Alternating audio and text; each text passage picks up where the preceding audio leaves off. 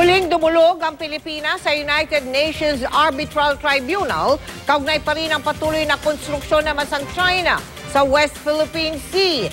Aminado ang DFA.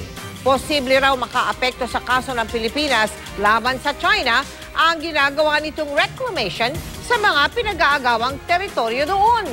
Nakatutok si JP Soriano.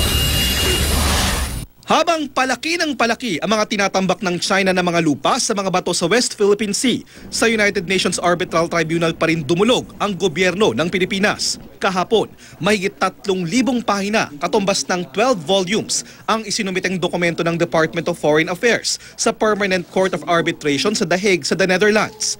Dagdag ito sa memorya na isinumite noong nakaraang taon na kumukwestiyon sa 9-dash line claim ng China.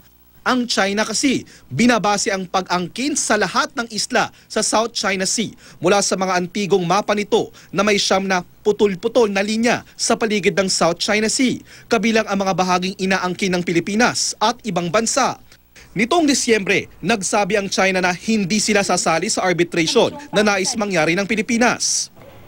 The Philippines is confident that its answers to the tribunal's questions leave no doubt that the tribunal has jurisdiction over the case and that the Philippine claims, including in particular its claims concerning the 9-dash line, are well-founded in fact and law.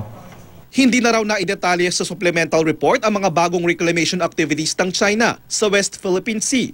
Pero aminado ang DFA, posible raw makaapekto ang mga ginagawang reclamation activities ng China sa kaso ng Pilipinas laban sa China sa maritime entitlements. I think that has a great bearing on that, no?